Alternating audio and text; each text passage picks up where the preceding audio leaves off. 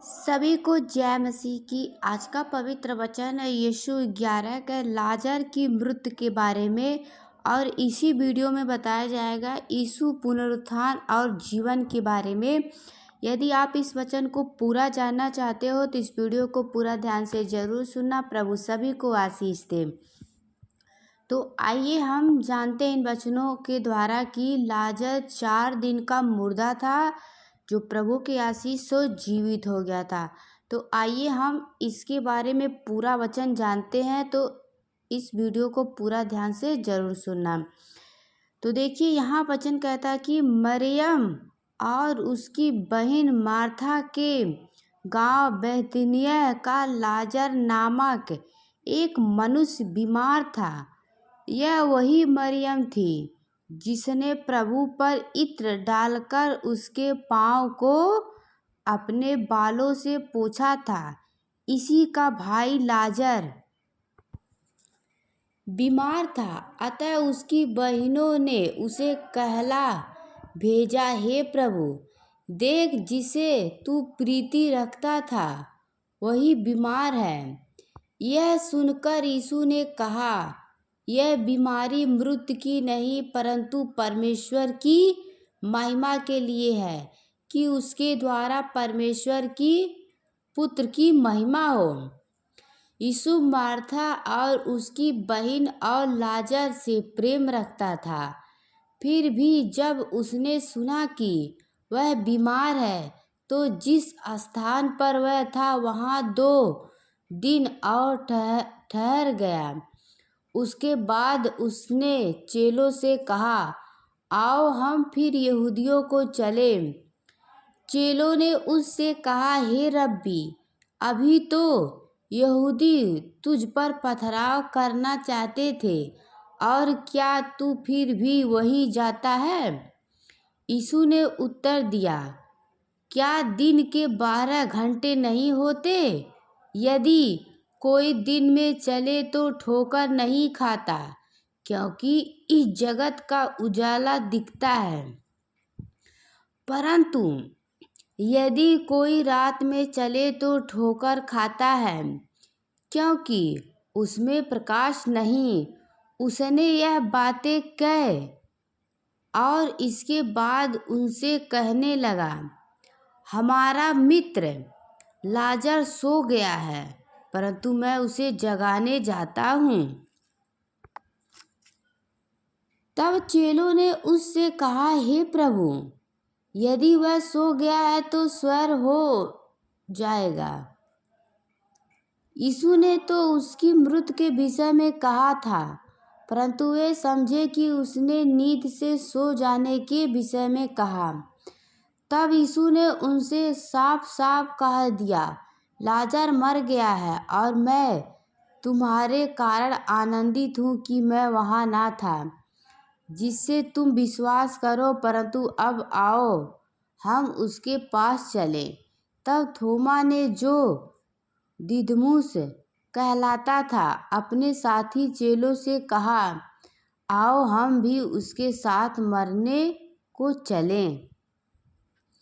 यीशु पुनरुत्थान और जीवन के बारे में आगे वचन क्या कहता है कि वह पहुँचने पर यीशु को यह मालूम हुआ कि लाजर को कब्र में रखे 4 दिन हो चुके हैं। बैतनिय्याह यरूशलेम के समीप कोई 2 मील की दूरी पर था। बहुत से यहूदी मार्था और मरियम के पास उनके भाई की मृत्यु पर शांति देने के लिए आए थे। जब मार्था ने यीशु के आने का समाचार सुना तो उससे भेंट करने को गई, परंतु मरियम घर में बैठी रही। मार्था ने यीशु से कहा, हे प्रभु, यदि तू यहाँ होता तो मेरा भाई कदापि ना मरता। और अब भी मैं जानती हूँ कि जो कुछ तू परमेश्वर से मांगेगा परमेश्वर तुझे देगा। यीशु ने उससे कहा, तेरा भाई फिर जी उठेगा। मार्था ने उससे कहा, मैं जानती हूँ कि अंतिम दिनों में पुनरुत्थान के समय वह जी उठेगा। यीशु ने उससे कहा, पुनरुत्थान और जीवन मैं ही हूँ। जो कोई मुझ पर विश्वास करता है वह यदि मर भी जाए तो भी जिएगा, और जो कोई जीवित है और मुझ पर विश्वास करता है वह अनंत काल तक ना मरेगा। क्या तू इस बात पर विश्वास करती है? उसने उससे कहा, हाँ हे प्रभु, मैं विश्वास करती हूँ कि परमेश्वर का पुत्र मसीह जो जगत में आने वाला था वह तुझ ही है। यीशु रोया। इसके बारे में वचन कहता है कि यह कहकर वह चली गई और अपनी बहन मरियम को बुलाकर चुपके से कहा, गुरु यही है और तुझे बुलाता है।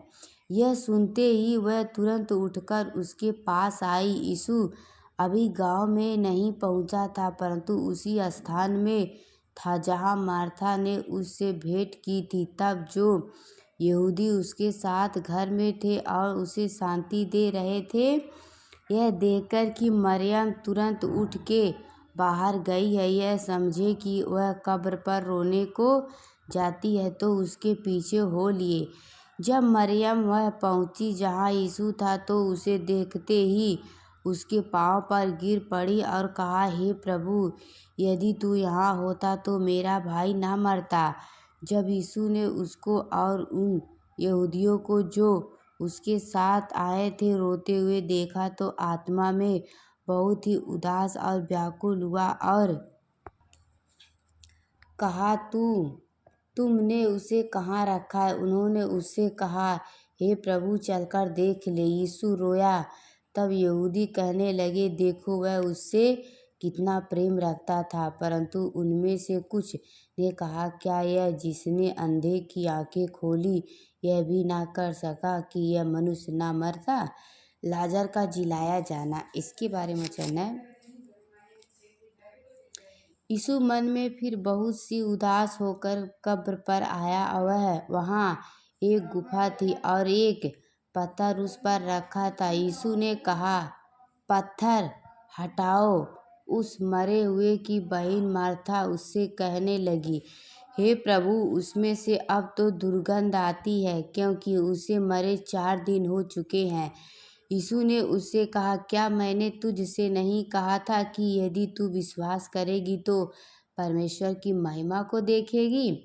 तब उन्होंने उस पत्थर को हटाया। यीशु ने आंखें उठाकर कहा, हे पिता, मैं तेरा धन्यवाद करता हूँ कि तू ने मेरी सुन ली है। मैं जानता था कि तू सदा मेरी सुनता है, परंतु जो भीड़ आस पास खड़ी है उनके कारण मैंने यह कहा, जिसे कि वह विश्वास करे कि तूने मुझे भेजा है। यह कहकर उसने बड़े शब्द से पुकारा, हे लाजर, निकल आ।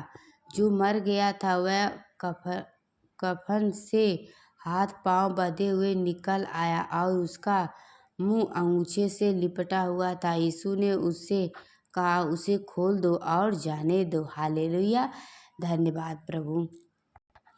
यीशु के विरुद्ध षड्यंत्र। इसके बारे में यहाँ वचन है, आइए हम इसे भी जानते हैं। लिखा गया है कि तब जो यहूदी मरियम के पास आए थे और उसका यह काम देखा था, उनमें से बहुतों ने उस पर विश्वास किया, परंतु उनमें से कुछ ने फरीसियों के पास जाकर यीशु के कामों का समाचार दिया।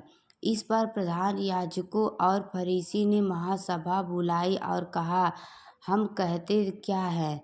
यह मनुष्य तो बहुत सिंह दिखाता है। यदि हम उसे यूं ही छोड़ दे तो सब उस पर विश्वास ले आएंगे और रोमी आकर हमारी जगह और जाति दोनों पर अधिकार कर लेंगे।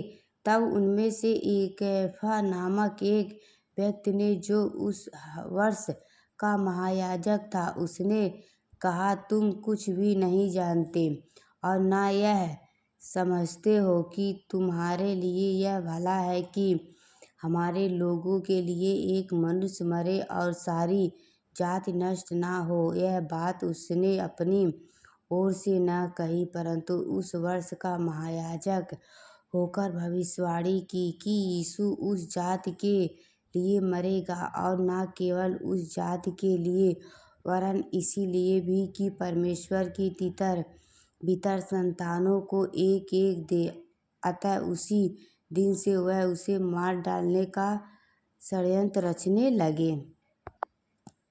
इसीलिए यीशु उस समय से यहूदियों में प्रकट होकर ना फिरा, परंतु वह से जगत के निकटवर्ती प्रदेश के इफ्राइम नामक एक नगर को चला गया और अपने चेलों के साथ वहीं रहने लगा।